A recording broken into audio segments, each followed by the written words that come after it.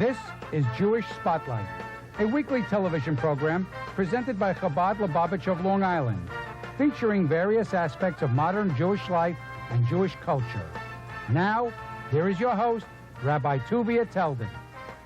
You know, on our show, we do a lot of very serious topics sometimes, and we cover a lot of ground in terms of trying to understand different aspects of Judaism and things that are going on with the Jewish community, not only here in this area, but all over the world. And the fact is, we need a little bit of a change of pace once in a while. So I think talking about Jewish humor is something that will definitely be a change of pace. And we have with us somebody today who's just written a very interesting book about Jewish humor. His name is Dr. Lawrence Epstein. He's a professor here at Suffolk County, and it's a pleasure to have him with us today. Dr. Epstein, it's a pleasure to have you here. Thank you, Rabbi. Well, let's start off. I want to get right into the meat of it. Okay, I'm not going to ask you to tell me a good Jewish joke in the beginning. I'll give you a half hour before you have to do that. Thank you. Okay, so prepare. I'm getting ready even as we speak. Okay. Okay. But in the meantime, I'm interested, what is The Haunted Smile all about? And what was your motivation for writing it? You really bring a lot of topics to the table by writing this book, and I found it very interesting. And share us a little bit about it with our audience. Sure. I wanted to tell the story of Jewish comedians in America. And when I thought about it, of course they were comedians, they told jokes, so they had a lot of smiles. But Jewish comedians in particular carried around with that smile a kind of sense of their own past. They were haunted by the persecutions, the anti-Semitism, the outright hate that they had felt in Europe, and to some extent even in the United States during the immigrant and subsequent generations. I had decided that it was an important story to tell because they're so prominent in American life, and because Jews from across the spectrum, from the most religious to the most secular, all seem to find Jewish humor and Jewish comedians a very attractive subject. Well, it's not only Jews, I think, that find it humorous. It's non-Jews as well. In fact, right. One of the most amazing figures that I saw was the fact that almost 80% of all humorists and comedians in America, well-known names, are Jewish. That's right. Probably, many of them, probably people don't even know that they're Jewish. People had to change their names. And Time magazine in 1979 made that estimation. And there are just an enormous number of people. 76 million people watched the final episode of Seinfeld. This is a very widespread phenomenon. People really love Jewish comedians. So what is there about Jewish humor that somehow hits the core of the not only the Jewish sense of self, but also American? I think the Jewish comedians were able to draw on their tradition to meet very specific American needs. For example, during the Great Depression, people were upset, angry, guilty that they couldn't feed their children, worried about losing a job. And along comes a comedian like Jack Benny, who's able to draw on a tradition. Remember, Jews had stared poverty in the face for 2,000 years and emerged with their family and pride intact. Benny was able to draw on that tradition, and he was able to present a sense of comedically approaching poverty to his audience. The audience listened to Jack Benny telling jokes about being cheap, and that's what he mostly did.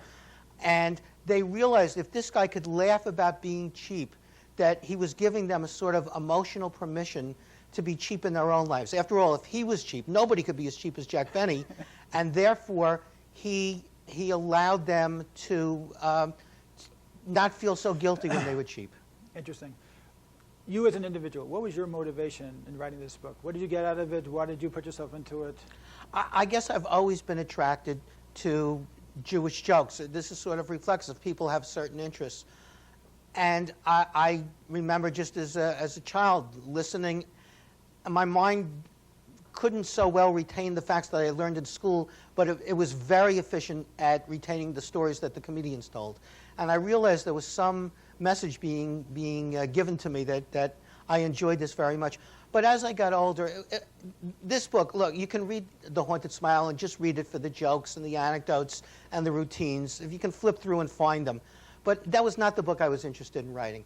I was interested in writing a book about how Jews had made the journey from Eastern Europe to America. And the comedians represented sort of the shock troops, the people who were accepted first, who dealt with the wider American audience first.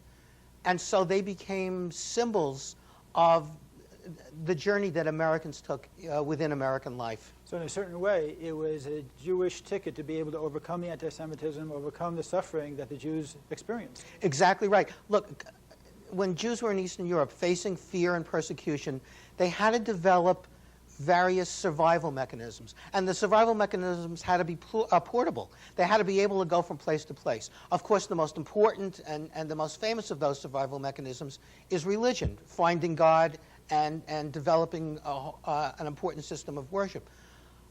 But there are additional mechanisms they use, and humor was one of those. It was very portable. If you got kicked out of town X, you could take your jokes to town Y. The Jews also had, I don't know how to describe this. I guess I would liken it to sort of a periscope on a submarine. If a periscope on the submarine peers up, looks over the horizon, and see what's going on. The Jews developed that ability to peer over the majority culture, to see where the culture was going. They had to have a sense of the anxieties of the majority in order to meet those anxieties and survive. And so when Jewish comedians came over here, they had that same ability. They knew what bothered the majority audience in America in ways that maybe the audience didn't themselves yet know. And so they developed humor to help meet those majority anxieties. I think that's one of the reasons they were so popular here. Interesting. Now, how about those comedians who came over who were very open about their Judaism? Now, probably in the early years of the century, it wasn't that way. It was just in the last 10 years or so, maybe 20 years, that Jews were much more open about their Judaism and made it part of the joke. Actually, I think there's a kind of an irony there. A lot of the early comedians who came over were proud of being Jewish. Jack Benny married in an Orthodox ceremony to a Jewish woman. When he adopted from a Jewish home.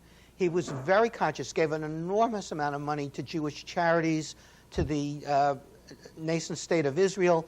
He found being Jewish very important. But the sponsors, the producers, the audience were unsure about his being Jewish and being on the air. Look, if Jerry Seinfeld started today, he'd have to change his name to Jerry Smith, and they couldn't call the show Seinfeld. They would have to call it Jerry. You mean if he started way back? If he started way back then, I'm sorry. But Benny was very proud. Ironically, now it's very easy to be very open about being Jewish, and I think a lot of the younger comedians are much more ambivalent about their Jewishness. The older comedians, it seems ironic, had to change their names, had to hide their Jewishness in public. But in private, many of them were very, very proud of being Jewish. Even someone like George Burns, who you don't think of as being Jewish at all for a lot of reasons, never formally changed his name from Nathan Birnbaum. He thought of himself as Jewish, even if he didn't serve as a really adequate model for Jewish life. And what kind of influence did the Jewish comedians have on the non-Jewish comedians? They talked and interplayed a whole lot. And the non-Jewish comedians, I would say, in American life, essentially adapted a Jewish sensibility. Really? They began to think and act. It's almost unthinkable to think of non-Jewish comedians like a Tommy Smothers or a Jonathan Winters.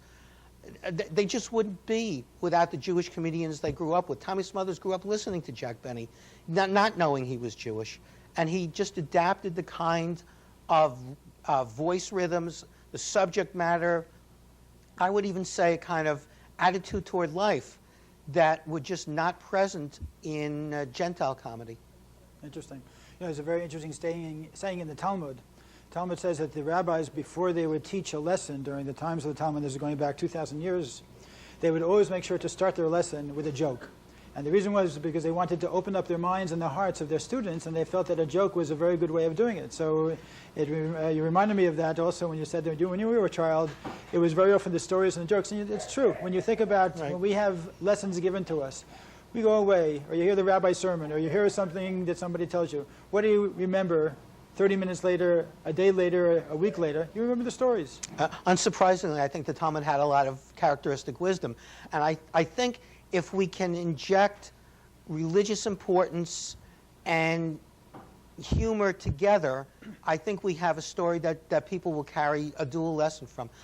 The way I looked at this, Rabbi, was there are 1,000 doors that lead into the house of Judaism.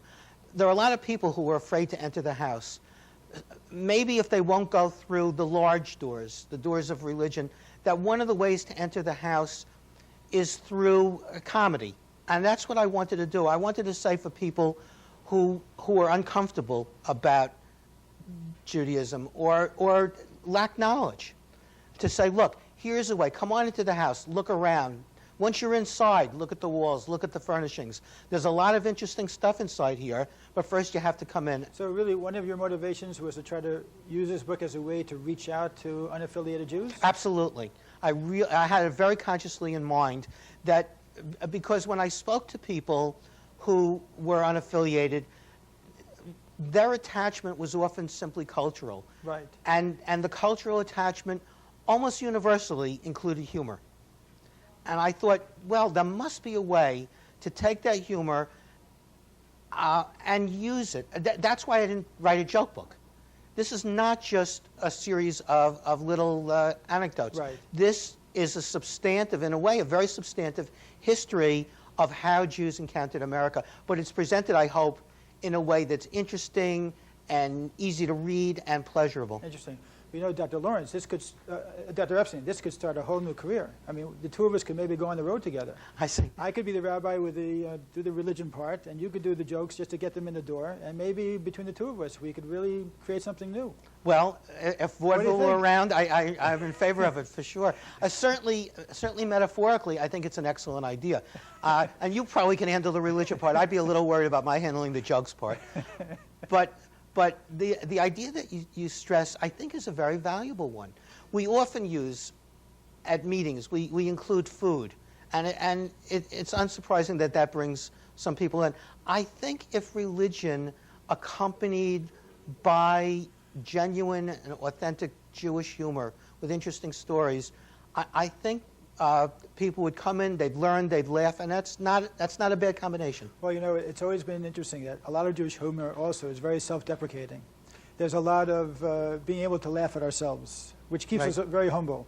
And you have, of course, the famous jokes of the town of Helm, where you have these, it was really a town, was it in Eastern Europe, or yes, was it in Russia? Or? In Russia. In Russia, and it was of very great sages, but they used to make jokes about this town as if everybody was a fool. I don't know if you have any Helm jokes on the tip of your tongue? I didn't. I limited the book particularly to American comedians. And I started it with the new immigrants.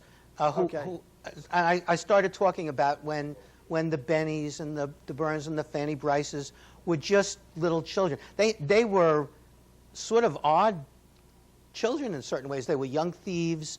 They didn't like and didn't do very well in school. Buddy Hackett still has a line that he'll use every once in a while. School, what fun I had that day. They didn't particularly take to education like most young Jews did. Right, so this is the way that they could succeed. That's right. They wanted to get out there and succeed. Burns used to say he wasn't hungry for fame, he was hungry for dinner. This was a way to get into the world. Right. So tell me, can you give me a couple of names of Jewish comedians that is going to shock some of our audience, that they would have never guessed that this person was Jewish? I don't know who they might think is or isn't Jewish. Rodney Dangerfield is Jewish. I don't know how many people know that. His real last name was Cohen. He had great lines. He used to say, "My grandfather was so dumb during the Civil War he fought for the West." You know, and there are many other comedians. Tom Lehrer, who did a lot of satiric songs in the 1960s. A lot of people are very surprised to learn that he's Jewish. But you know, it also works in reverse. When I started, a lot of people, when I told them I had talked to Steve Allen, they said, well, oh, that's good because he's a good Jewish comedian. I said, well, he's not Jewish.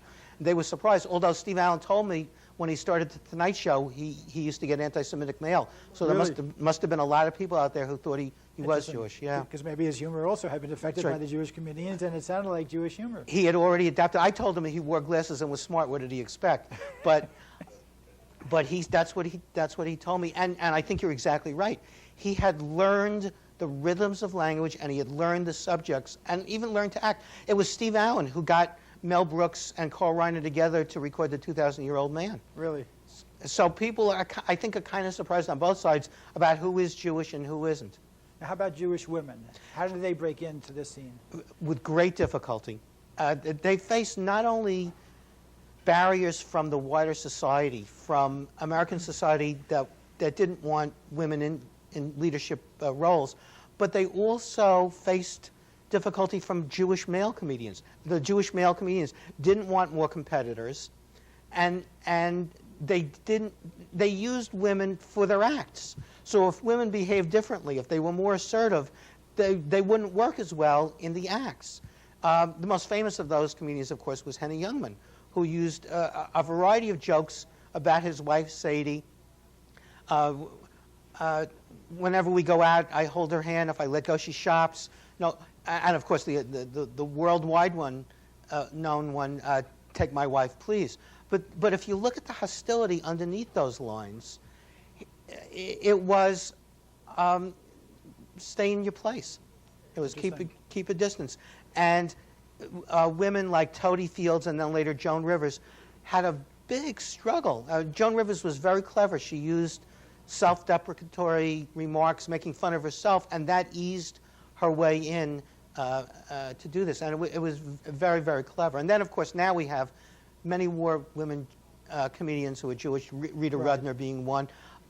But still, you know, when I talk to comedy club owners today, they'll still say to me, I don't think women are funny. And one young woman comedian told me she called up for a booking, and the booker told her, we've got a woman this month. So this is not an old problem. This continues on today, unfortunately. Interesting.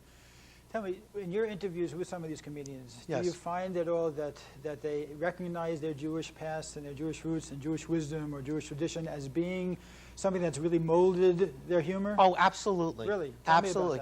about For example, both Shelley Berman and Richard Belzer, who's on Law and Order and used to be on Homicide, specifically mentioned, without my mentioning, specifically mentioned the Bachin, the wedding performer who would entertain at Jewish weddings in Eastern Europe. They talked all about the tradition at great length and said they saw themselves specifically in that Jewish tradition, and they had studied it. A lot of the comedians, even those who didn't openly practice Judaism, told me that they sort of wished they did, and they missed it. Really? Shecky Green, for one, who was extremely successful in Las Vegas, very, very successful. In fact, when I talked to him, he broke into his Vegas act and asked me to name people, and he did imitations of them. But he couldn't control himself. He just did, and he was brilliant. But he said to me at the end, you know, we gave up so much, and I'm really sorry I didn't get a good education. Interesting. And the most successful people even felt that loss in their lives. But these comedians that I spoke to, and I spoke to a lot of them, these comedians very well knew that they were Jewish and were very, very proud of it. You know, but you know, you're bringing up an interesting point also, because I think it's reflective of perhaps something in the greater society, that people, for success, will sacrifice perhaps a lot of who they are, what they are, in order to be able to make it, quote unquote. Sure. Once they've made it, they realize, you know what, was it really worth it? I'm happy I'm here. I have no regrets for doing it, but the way I did it, was it really necessary to have to throw away so much of where I come from and who I really am? Because what do I end up with? I end up with sometimes with an empty shell. I can have the biggest house and the biggest car and everything else, but there's a spark inside that is calling out for something, especially with comedians, because comedians, Jewish or non-Jewish, are known to have that call for something, and they're driven to comedy because it's somewhat of an escape. You know, Rabbi, one of the things that struck me, I studied from psychologists, and I read a lot of studies about Jewish comedians and comedians in general. And although some of the studies have different findings, the vast majority say that these are very unhappy people. But I think the Jewish tradition gave them a lot of pride. Let me give you one quick example. When Jerry Seinfeld first went on stage, he had graduated from college that day, and on stage that night he went out there, he looked over at the audience, he wanted to tell jokes, and he completely froze. All he could do was utter the subject of the jokes, the beach, family, but not the jokes themselves. Any other person, I know I would run home for the covers and stay there for about 2 weeks. Right. But he was not alone on that stage. He had an enormous Jewish tradition behind him, and he knew that he could go out there and make it. And of course, overcome adversity. And overcome adversity. He knew that this is a book about people who learned how to laugh through adversity. That's what the Jews had to do, and it's a big, important lesson for all people, and especially for Americans. Interesting. Well, I know everybody's been on the edge of their seat for the last 25 minutes, just waiting to see if they could come away from this with some Jewish jokes. So maybe you'll be able to share with us a joke that you perhaps heard directly from somebody, or anything you might have picked up during the course of your research. I really like Rita Rudner. I think she's very clever. She tells the joke, men who wear earrings make the best husbands. They've experienced pain and bought jewelry. And there's a certain level of truth there. She did a lot of studying, and I find her particularly creative. All right. Sounds interesting. Just getting back to the assimilation issue. Sure. I'm very interested in going into that. How do you feel that these comedians reflect something in the greater society? Because it's, we talk so much about assimilation today. We talk about how there's a melting pot. We talk about how people are losing their identity. And of course, there's a rabbi very interested in people who have their identity. And the question is how in some way this can all merge into one, where people are telling these jokes and identifying as Jewish and being able to feel proud of the Judaism and not necessarily look at it as an escape towards assimilation. I think what you're defining is a goal for the Jewish community that has not yet been tried. We in the Jewish community have to try to attract Jewish comedians and get them to do material that's not mocking, but that incorporates a sense of being Jewish in a humorous way, and get them to develop material and be presented to Jewish audiences. I think is there nobody who's doing that now? There are some people. You think of Rabbi Bob Alper is doing it, but there are very, very few, and there's a great need for it. Right. Well, unfortunately, probably with some of that humor, it requires a little bit of knowledge to be able to understand the humor. Because if you make a joke about tzitzis, so somebody's going to say, what are tzitzis? And of course, those are the strings that are on the corner of the tallis. Like somebody said, there's no strings attached in this Judaism, except when you have to put your tallis on, you realize there are strings attached. That's right. Although I would put it in a different way. Rather than purely humor relying on knowledge of Jewish customs, I would say knowledge of American Jewish life. And that most American Jews, if not all, have. Right. And if the humor can be about that ordinary life lived with a vocabulary that everyone can understand, and then slowly incorporate and tell people, and this is a tallis, this is X, Y, or Z. So it could be combined as an educational experience. That's right. Well. A little bit of learning, but with the vast majority of references being to the ordinary life that Jews lead.